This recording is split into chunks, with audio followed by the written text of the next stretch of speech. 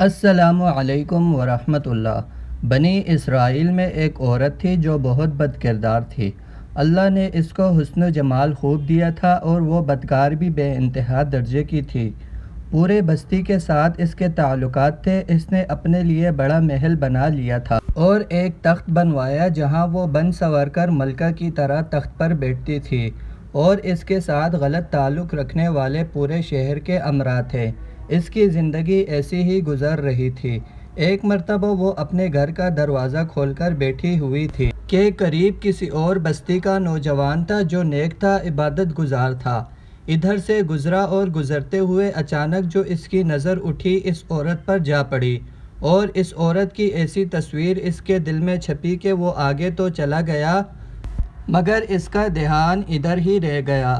پھر وہ مراقبے میں، ذکر میں، تسبیحات میں، تلاوت میں جب بھی بیٹھتا تو اس کا دل ہی نہیں لگتا تھا۔ اس نے روزے بھی رکھے لیکن خیال نہ نکلا، مگر اس کے دل میں تکلیف بھی پہنچائی۔ کئی دن اپنے آپ کو بھوکا پیاسا بھی رکھا مگر دل سے خیال نہ نکلا، حتیٰ کہ ایک دن اس نے سوچا کہ جب اس خیال سے میری جان چھوٹتی ہی نہیں تو میں جاتا ہوں۔ چنانچہ اس کے پاس جو تھوڑا بہت سامان تھا وہ اس نے بیچا۔ اس نے اتنے پیسے تیار کر لیے جتنے سے وہ بدکار عورت اپنے پاس آنے کی اجازت دیتی تھی۔ وہ اس عورت کے پاس آیا اور پیسے دے کر اس کے پاس چارپائی پر بیٹھ گیا۔ بات چیت کرنے لگا۔ اچانک بات چیت کے دوران اس کے دل میں خیال آیا کہ میں نے نیکوکاری میں اتنے سال گزارے ہیں، آج میرا پاک اللہ بھی مجھے اس غیر محرم کے ساتھ بیٹھے بھی دیکھ رہا ہوگا۔ بس یہ خیال دل میں آیا تو اللہ کا ڈر دل پر غالب آ گیا اور نوجوان نے کانپنا شروع کر دیا۔ عورت اس سے پوچھتی ہے، تم کیوں کانپ رہے ہو؟ تمہارا چہرہ کیوں پیلا ہو گیا؟ اس نے کہا، میری طبیعت ٹھیک نہیں۔ اس عورت نے کہا، پھر جس مقصد کے لیے آئے ہو وہ مقصد پورا کرو اور جاؤ۔ اس نے کہا کہ نہیں۔ وہ عورت بڑی حیران ہوئی کہ آج تک میں نے اپنی زندگی میں کوئی ایسا مرد نہیں دیکھا جو میرے قریب اس طرح چارپائی پر آ کر بیٹھے اور پھر برائی کیے بغیر چلا جائے۔ یہ نوجوان کیسا ہے؟ مگر نوجوان نے کہا، اچھا میں جاتا ہوں۔ اس عورت نے کہا، تم کون ہو اور کیا ہو؟ اس نوجوان نے بتایا کہ میں اس نام کا بندہ ہوں اور فلاں بستی کا ہوں، اور میرے دل میں خیال آ رہا ہے میں نے اتنے عرصے مسلح پر بیٹھ کر گزارے، آج میرا اللہ مجھے تیرے ساتھ بیٹھے ہوئے بھی دیکھ رہا ہے۔ بس اس کے بعد نوجوان کی آنکھوں میں سے آنسو آ گئے اور وہ چل پڑا۔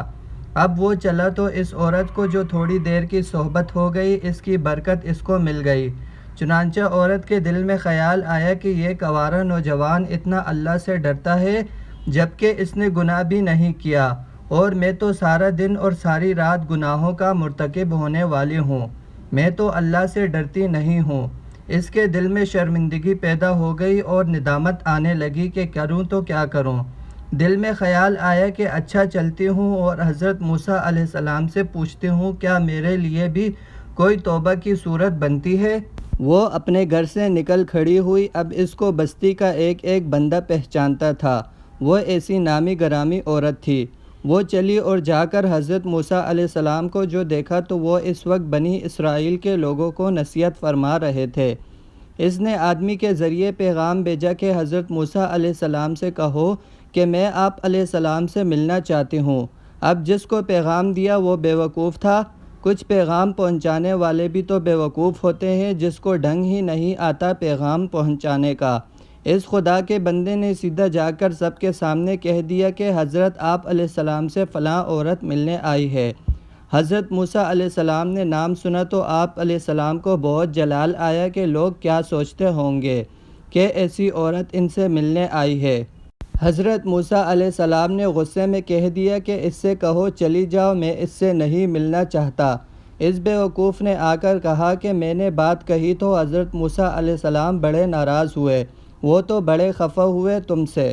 وہ عورت ڈر گئی اور کہا، میری بدکاریاں ایسی ہے کہ اللہ مجھ سے پہلے ناراض تھا اور اب اللہ کا نبی علیہ السلام بھی مجھ سے بات نہیں کرنا چاہتا، میرے لیے تو اب اس دنیا میں کوئی ٹھکانہ نہیں۔ بڑے اداس اور بھوجل قدموں کے ساتھ وہ وہاں سے واپس آئی اور اسے سمجھ نہیں آ رہی تھی کہ وہ کیا کرے۔ اب وہ حیران تھی کہ اللہ کے نبی علیہ السلام نے بھی میرے ساتھ بات کرنا گوارا نہ کیا، میں اتنی گری ہوئی چیز ہوں کہ وہ بات کرنا بھی نہیں چاہتے۔ چنانچہ وہ گھر آئی اور اس نے گھر کی کنڈی لگائی۔ اس نے کسی بڑے سے سنا ہوا تھا کہ بندہ جب اپنے رب کو منانا چاہے تو اس کو چاہیے کہ وہ اس کے سامنے سجدہ کرے۔ چنانچہ اسے اور کوئی طریقہ نہیں تھا، گھر کی کنڈی لگا کر ایک جگہ اس نے اللہ کے سامنے سجدہ کیا۔ دل سے یہ کہہ رہی تھی، میں تیرے سامنے جھک رہی ہوں، میرا کوئی نہیں اللہ تیرے سوا۔ اسے پوری دنیا میں کوئی اور نجات کا راستہ نظر نہیں آیا۔ پھر اللہ کی شان دیکھیے، اس نے رات گزاری، اگلے دن اس کے دل میں خیال آیا، میں عورت ذات ہوں، اکیلی مکان میں رہتی ہوں اور ایک میری خادمہ ہے، تو اگر میں نیت کر بھی لوں تو جتنے لوگوں نے میرے ساتھ بدکاریاں کی ہے وہ مجھے اس میں نہیں رہنے دیں گے، تو بہتر یہ ہے میں اس جگہ کو چھوڑ کر چلی جاتی ہوں۔ تبھی اس نے فیصلہ کیا کہ یہاں سے چلی جاتی ہوں۔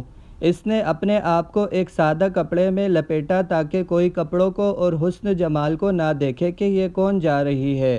پھر اس نے سوچا عورت ذات ہوں، کہاں جاؤں؟ دل میں خیال آیا کہ وہ نیک بندہ جس کے دل میں اللہ کا اتنا خوف تھا کہ وہ اللہ کے ڈر سے کانپ رہا تھا، کیوں نہ میں اس نیک بندے کے پاس چلی جاؤں اور اس کی خادمہ بن کر رہ جاؤں، ممکن ہے وہ مجھے نکاح میں بھی قبول کر لے۔ یہ اس بستی کی طرف چل پڑی۔